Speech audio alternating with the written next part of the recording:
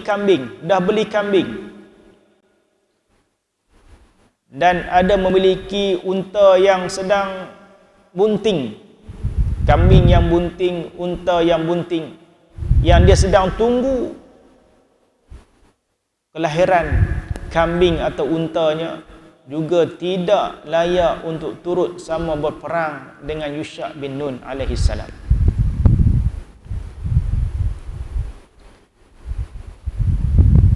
Maka berangkatlah Nabi tersebut untuk berjihad. Ketika waktu asar hampir tiba, rombongan tersebut telah sampai di desa atau daerah yang hendak dituju. Nabi tersebut memerintahkan kepada matahari, "Wahai matahari, engkau tunduk kepada perintah Allah, dan aku juga demikian. Ya Allah, tahanlah matahari itu sejenak agar tidak terbenam." Lalu Allah Subhanahu wa taala menahan matahari itu hingga mereka dapat menakluki daerah tersebut. Ini mukjizat, kelebihan yang Allah bagi kepada Nabi, iaitu Nabi Yusha' bin Nun. Dia boleh tahan matahari dengan izin Allah Subhanahu wa taala. Setelah itu, bala tenteranya telah mengumpulkan semua harta rampasan di sebuah tempat. Bila mereka menang dalam peperangan itu, daerah tersebut tuan-tuan ialah Palestin, Baitul Maqdis. Setelah mereka menang, mereka kumpul harta rampasan perang, ghanimah di satu tempat. Kemudian ada api yang marak menyala tetapi tidak mampu membakarnya. Dikumpulkan harta ghanimah di satu tempat, di satu kawasan, maka harta ghanimah ni ikut syariat pada masa ini, Nabi dan juga umatnya tak boleh memiliki harta rampasan perang, harta ghanimah tak boleh. Jadi dikumpulkan, maka Allah akan datangkan api. Api dah ada, cumanya api itu tak bakar harta ghanimah tu. Bila api yang sedang marak menyala tu tak mampu, tak boleh untuk bakar semua harta ghanimah tu, maka Nabi itu berkata, antara kamu semua ada yang berkhianat, masih menyimpan sebahagian daripada harta rampasan. Aku harap daripada setiap kabilah ada orang yang mengangkat sumpah. Maknanya Nabi Yusha' bin Nun tahu apabila harta rampasan perang ghanimah itu tidak dimakan oleh api, tidak dibakar oleh api, maka dia tahu bahawa ada yang menyembunyikan harta ghanimah. Ada yang sembunyi harta ghanimah. Jadi dia minta kepada kabilah-kabilah, ketua-ketua untuk berbai'ah, untuk mengangkat sumpah. Sumpah mengatakan bahawa mereka tidak mengambil, menyembunyikan harta ghanimah. Maka mereka bersumpah. Ketika sampai kepada giliran 2 atau 3 orang daripada anggota kabilah tersebut, tangan Nabi dipegang erat. Bai'ahnya ialah dengan mereka menggenggam tangan Nabi Yusha' bin Nun, pegang tangan. Salam, aku pegang tangan. Salam kabilah yang pertama, lepas. Salam kabilah yang kedua, lepas. Sampai satu kabilah, dia sebut di sini 2 atau 3 kabilah, bila pegang tangan Nabi Yusha' bin Nun, tak boleh lepas. Lekat tangannya. Lekat tangan. Kemudian Nabi berkata, kalian telah berkhianat. Lalu mereka pun mengeluarkan emas sebesar kepala lembu. Sebesar kepala lembu. Emas harta ghanimah yang mereka sembunyikan.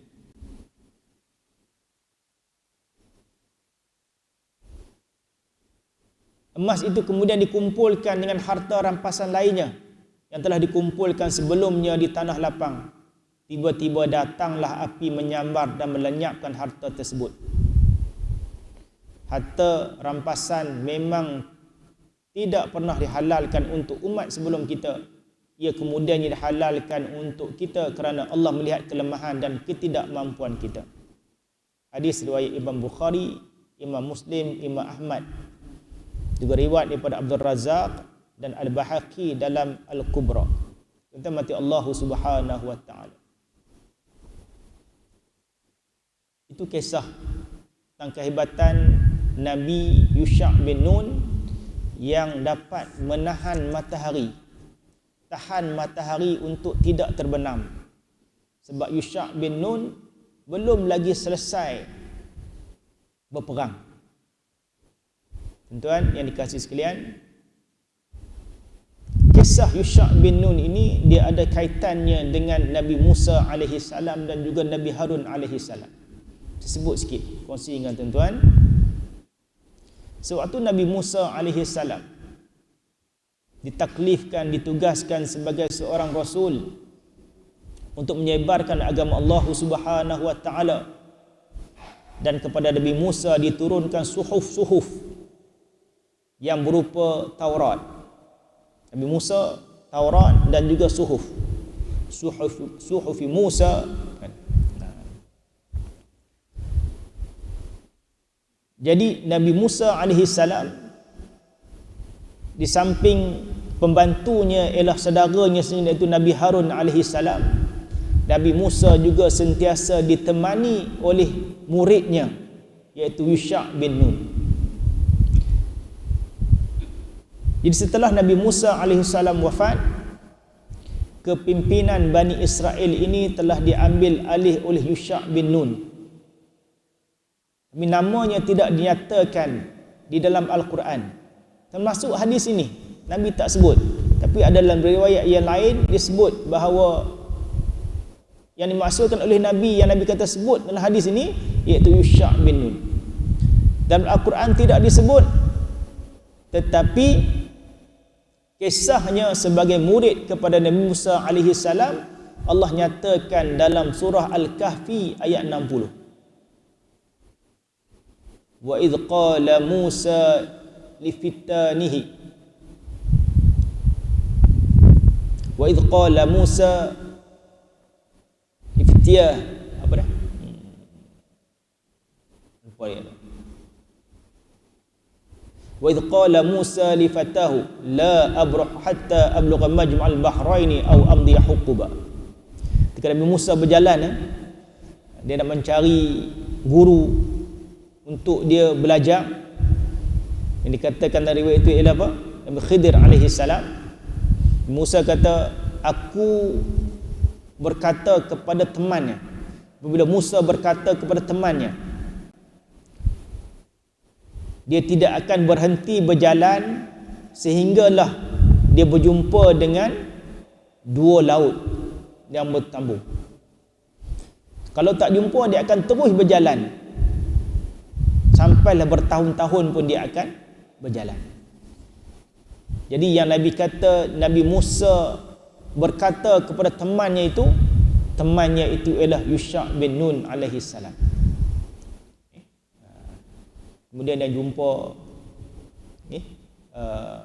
maka dah terlajak kan, dah terlajak pergi dalam kisah surah Al-Kahfi tu kan, dan maka patah balik yang ikan sebelah yang mereka makan itu dah masuk ke dalam laut.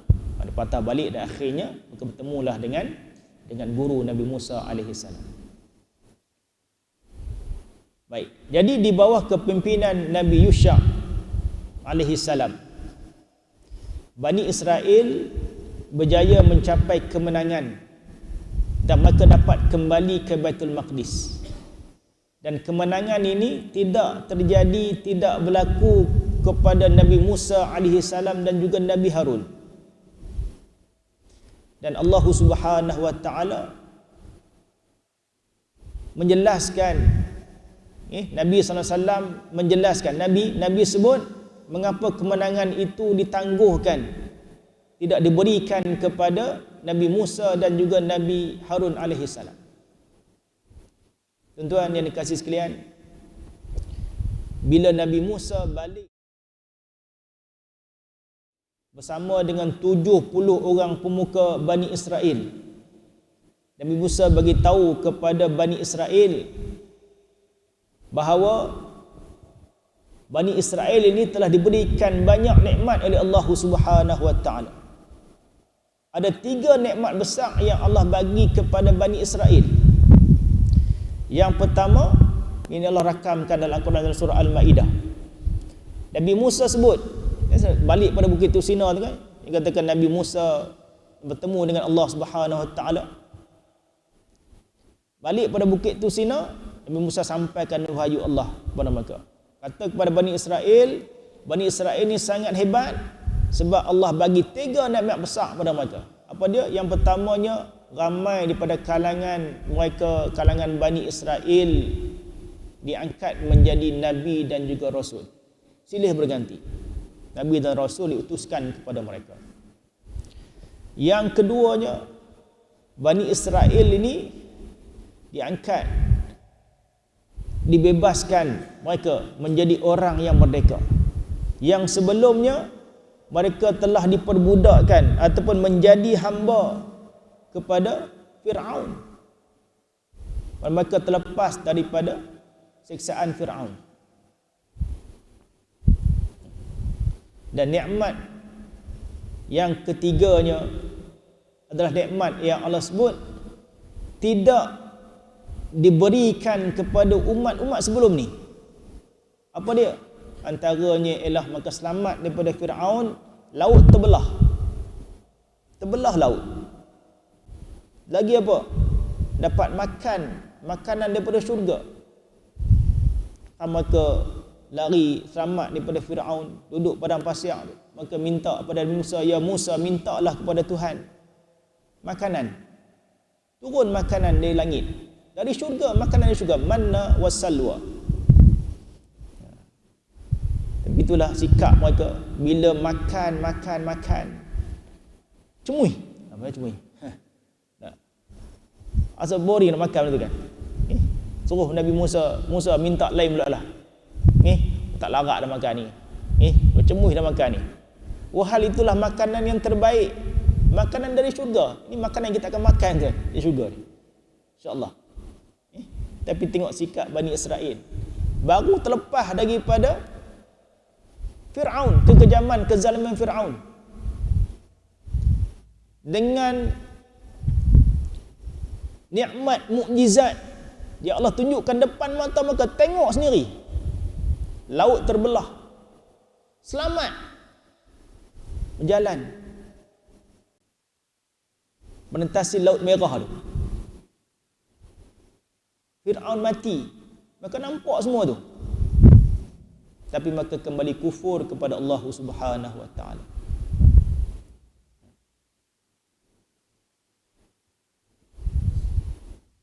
Selepas Nabi Musa cerita pada mereka tentang 3 nikmat besar yang mereka terima, Nabi Musa kata, sekarang Allah perintahkan kamu untuk masuk ke Baitul Maqdis. Sebab sebelum tu mereka minta supaya mereka diberikan sebuah negara, sebuah negeri, tempat untuk mereka. Mereka tak ada tempat dah. Terus lari daripada Mesir. Minta dan Allah bagi kepada mereka.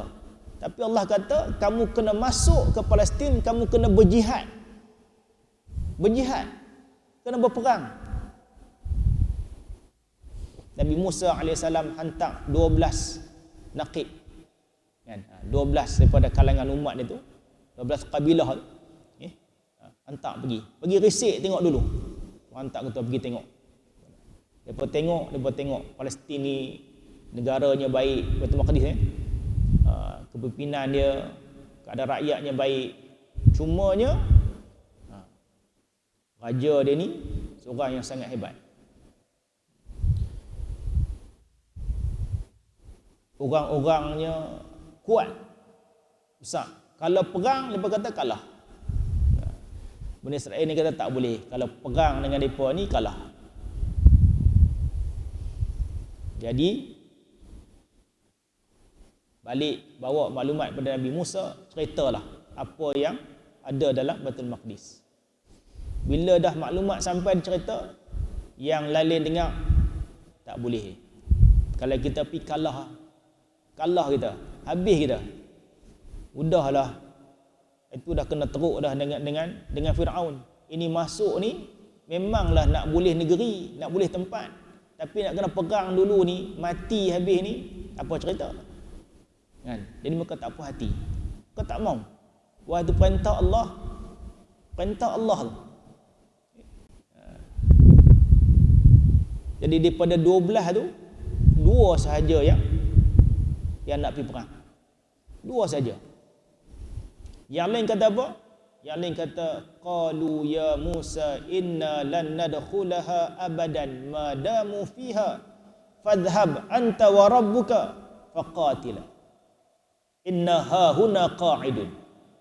Kata pada Nabi Musa, kami takkan masuk selama-lamanya. Kami takkan masuk selama-lamanya selagi mereka ada. Siapa? Tu. Warga Palestin tu lah, warga Baitul Maqdis. Nak masuk perang tak? Kami tak pergi lah. Selama-lamanya lan nadkhulah. Sekarang kamu Musa dan Tuhan kamu pergilah perang. Oh, dia sebut begitu.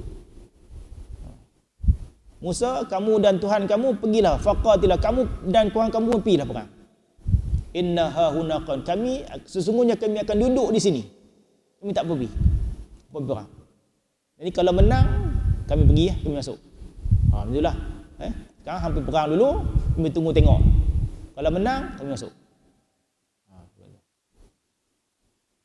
Dan mati Allah Subhanahu wa taala, Nabi Musa fras.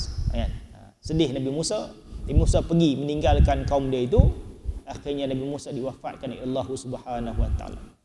Dan kepimpinan itulah seterusnya diambil oleh Yusha' bin Nun, antara salah seorang daripada 2 ketua kabilah yang nak pergi perang. Jadi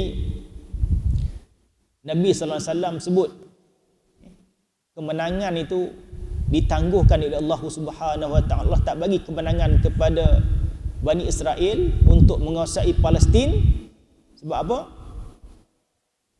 Dia berkata tak ada seorang pun daripada penyembah anak lembu akan memasuki Baitul Maqdis. Mereka sembah lembu dengan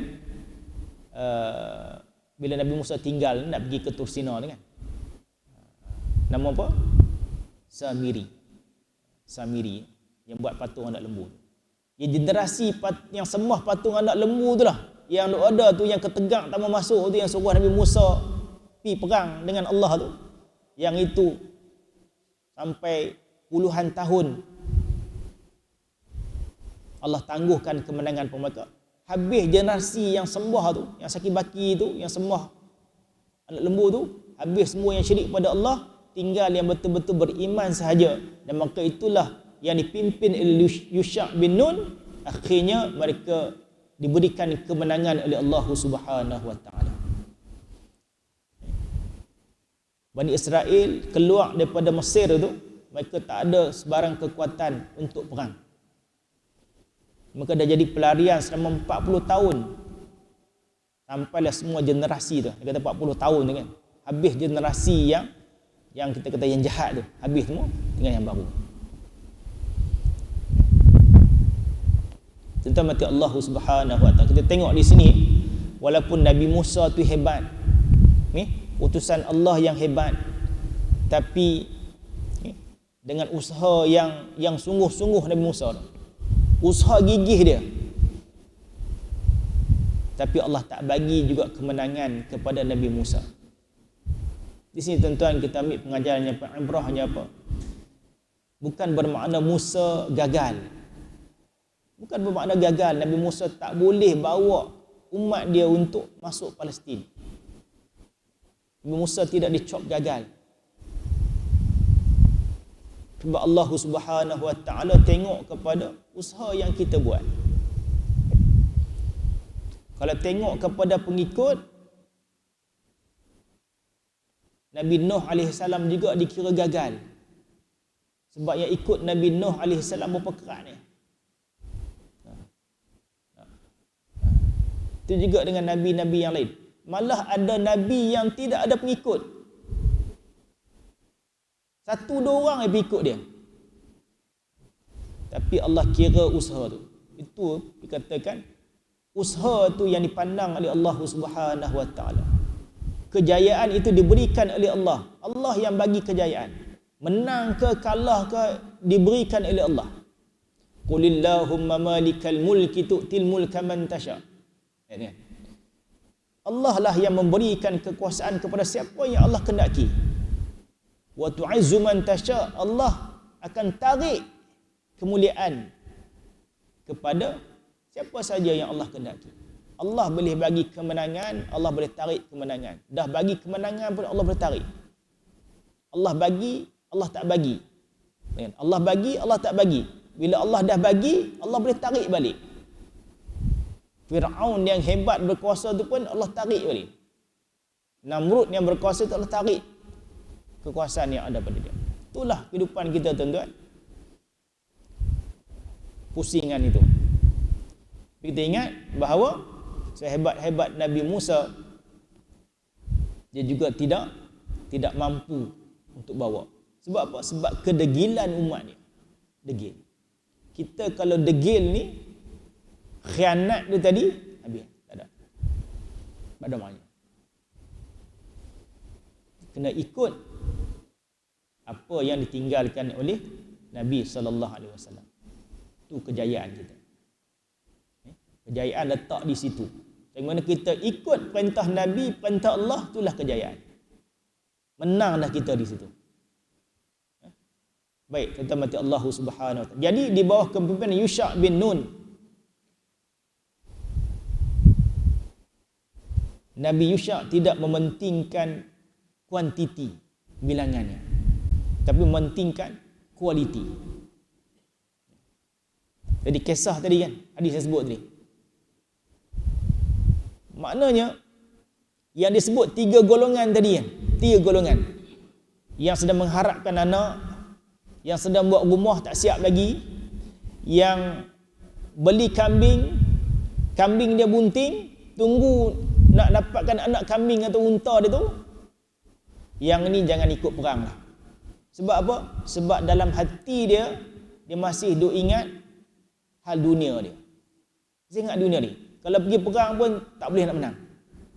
Dia kata golongan-golongan ni yang sibuk dengan dunia dia ni, yang tak boleh bagi tumpuan, tak boleh bagi fokus untuk berjihad ni, jangan pergi. Begitulah juga kita, tuan-tuan, berjuang pada jalan Allah ini merupakan satu kewajipan. Dan kita kena yakin bahawa Allah menjanjikan kemenangan. Sama ada kita dapat ataupun tidak tu kan, hasil tu.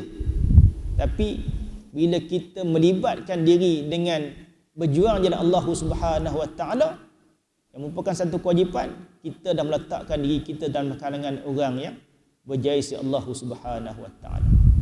Sebab apa? Kita boleh pergi berjihad, bersusah kita, datang ke masjid dan sebagainya, menegakkan agama Allah Subhanahu Wa Taala sebab kita yakin dengan janji Allah Subhanahu Wa Taala. Ini payah ni. Yakin dengan janji Allah Subhanahu Wa Taala.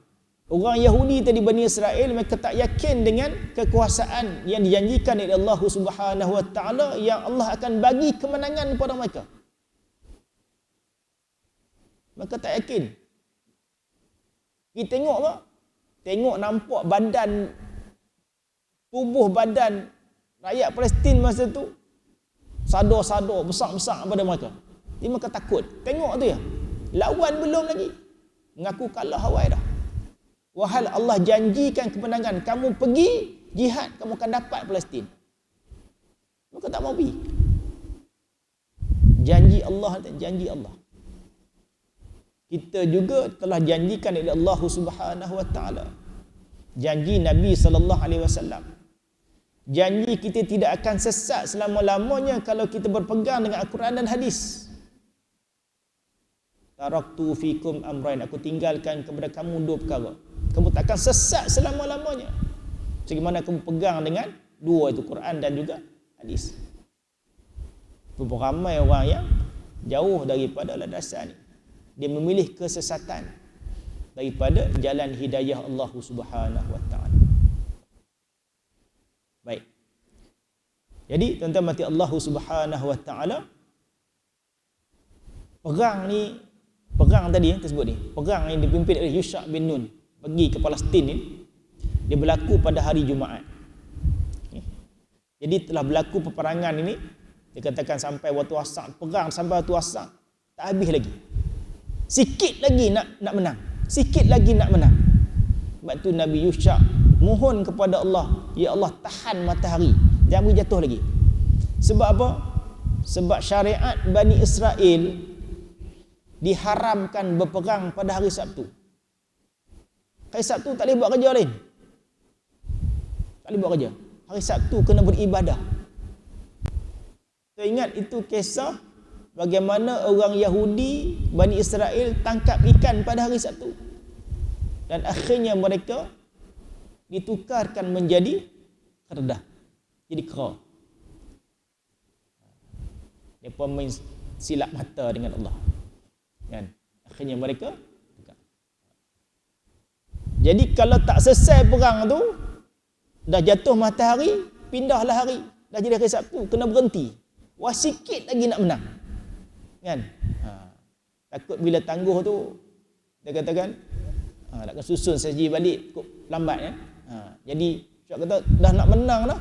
Matahari nak jatuh dah. Jadi, Ishak minta kepada Allah SWT, aku pun taat kepada Allah, matahari ni pun taat kepada Allah. Ya Allah, tahan matahari ni. Dia akan taat kepada Allah SWT. Ni Nabi kata, tak ada manusia yang Allah bagi ni kecuali Yusha' bin Nun sahaja yang boleh tahan matahari. Dengan izin Allah Subhanahu wa taala. Jadi akhirnya Allah berikan kemenangan kepada Yusha' bin Nun. Tapi kisah tu tadi bagaimana ada dalam kalangan mereka yang khianat kepada Yusha' bin Nun. Yang khianat. Walaupun telah ditapis dia kan, walaupun telah ditapis, yang tak boleh pergi kan. Ni golongan tak boleh pergi. Ini golongan yang dia ingat dunia. Tak boleh ikut ni. Di sini juga disebut pengajarannya, seorang yang ingin berjihad jalan Allah hendaklah memberikan penumpuan terhadap jihad itu dan tidak sibuk mereka dengan urusan dunia. Tuan-tuan, tengok.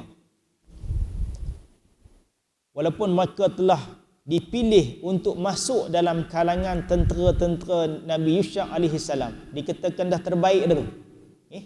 Tapi bila dah berlaku peperangan, Allah uji lagi tu. Allah uji. Uji apa? Uji dengan harta. Depan mata dapat harta ni. Ghanimah. Itu juga yang berlaku dalam perang Uhud kan? Perang Uhud. Dah nampak dah bibit-bibit kemenangan. Musyrikin dah lari dah. Tinggal harta ramasan perang bawah tu. Penuh harta tu. Dengan pedangnya, dengan segala-galanya. Ghanimah. Orang di bawah dah ambil. Yang duduk atas bukit Jabal Ramat tu, tengok saja. Kalau tak turun, habis ke mereka? Habis. Habis kat mereka. Dan ni kita turun. Kita turun ambil. Wahai tadi telah dipesan oleh Nabi. Nabi kata, apa pun jadi, pemanah-pemanah di atas bukit ni tak boleh turun. Tapi mereka langgar perintah Nabi SAW. Ini juga kita kena ambil pengajaran dan juga iktibar. Baik. Jadi berlaku tapisan tuan-tuan. Berlaku tapisan. Inilah yang Allah buat kepada kita ni. Allah tapih, Allah tapih.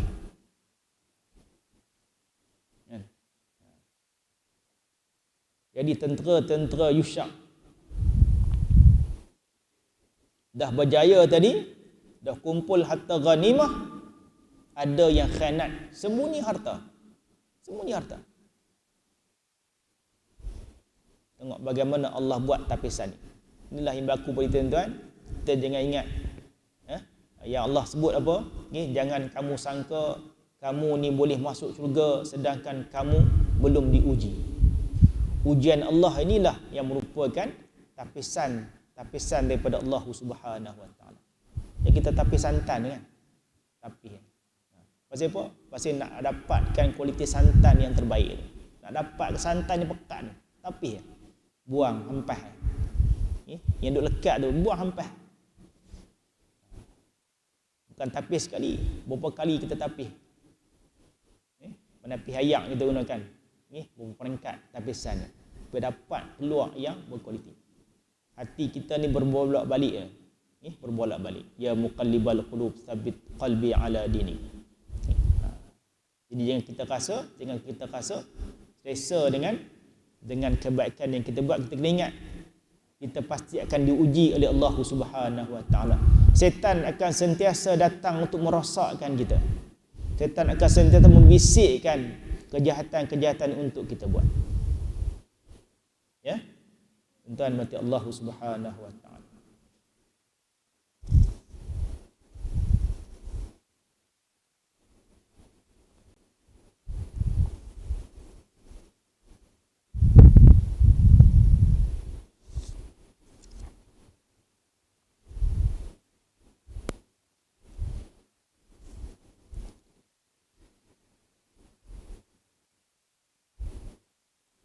Baik. Jadi khianat, ini satu pengajaran. Khianat terhadap amanah merupakan satu dosa yang besar. Rasulullah SAW menceritakan kepada kita bahawa orang yang melakukan khianat dalam pembahagian rampasan akan menerima hukuman dalam kubur, iaitulah akan dijilat api, manakala pada hari kiamat ia akan datang membawa apa dikhianatkan itu di atas belakang. Balasan kepada orang yang khianat. Khianat apa saja tuan? Khianat ni tanda munafik. Salah satu daripada tanda orang munafik. Ciri orang munafik. Kalau ada khianat. Tuan-tuan, bila kita tengok sejarah ni, kejatuhan kerajaan Islam ni, samping kekuatan musuh tu, kadang kekuatan musuh tu tak berapa sangat, tetapi yang menjadi punca besarnya adalah apa? Pengkhianatan dalam kalangan orang Islam itu sendiri. Khianat orang Islam itu sendiri. Kerajaan Turki Osmaniyah jatuh disebabkan pengkhianatan yang dilakukan oleh Kamal Atatürk dan kelompok-kelompoknya. Itu juga dengan bangsa Arab ni. Bangsa Arab ni.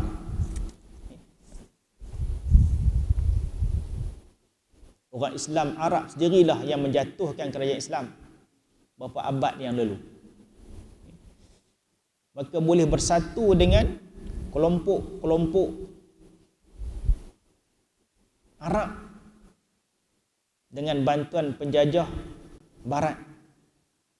Atas nama apa? Atas nama kebangsaan Arab. Revolusi nasionalisme. Maka meminggirkan Islam. Bawa sekular. Itu dibawa oleh tiup semangat bangsa Arab. Sehingga mereka meminggirkan agama Islam. Bila dah macam tu, mereka sendiri telah meninggalkan jihad jalan Allah Subhanahu Wa Taala. Sebab tu tak boleh menang lawan dengan Israel yang kecil yang negara tu, sikit yang tak ada negara pun kalah. Dan sekarang bila dah tak boleh nak lawan, maka cuba normalisasikan hubungan dengan Israel. Nak lawan tak boleh, kalah. Jadi buat normalisasi, satu bentuk jihad baru mereka. Jadi mereka boleh bersama dengan musuh, lawan atau mengalahkan, berperang dengan orang Islam itu sendiri. Itulah yang berlaku. Orang Islam berperang sama orang Islam, di belakangnya ada orang Islam. Ini sebab apa tuan? Sebab meninggalkan jihad berjalan Allah Subhanahu Wa Taala, meninggalkan apa yang diperintahkan oleh Nabi dan juga Allah Subhanahu Wa Taala.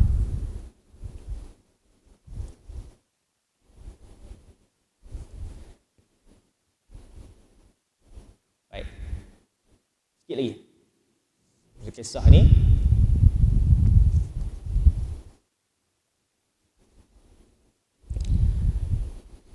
azab yang diturunkan Allah kepada satu kelompok mungkin berpunca daripada kelakuan segelintir orang-orang yang ingkar kepadanya.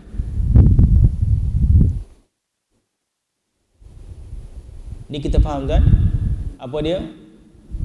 Azab yang Allah bagi, bala yang Allah turunkan kepada kita ni. Sebab apa? Sebab ada kejahatan dilakukan oleh orang-orang yang ingkar kepada Allah Subhanahu Wa Taala. Sebab turun bala ni. Kekalahan Bani Israel tadi sama.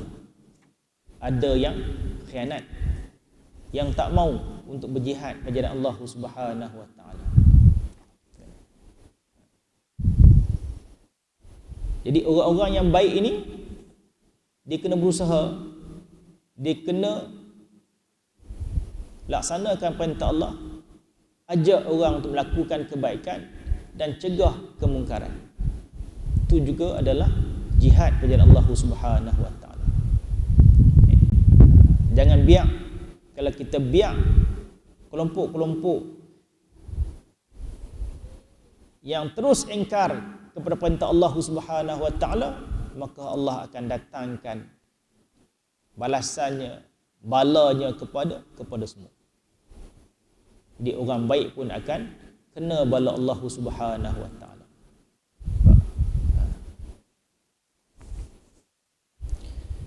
Jadi kalau dalam kisah tu tadi, bagaimana walaupun 10 kabilah menolak untuk pergi berperang, bangkit 2 kabilah, berusaha bersungguh-sungguh mereka. Yusha' bin Nun pimpin balik, ajak mereka untuk lawan. Kalau ikut suara majoriti kalah tak? Ikut suara majoriti kalah.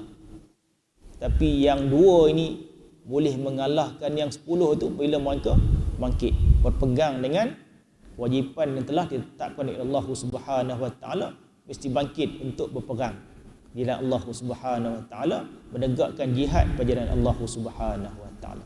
Jadi begitulah tuan-tuan nikmati Allah Subhanahu Wa Taala, kehidupan kita ni tak boleh lari daripada ketetapan dan ketentuan daripada Allah Subhanahu Wa Taala yang telah Allah tetapkan kepada kita.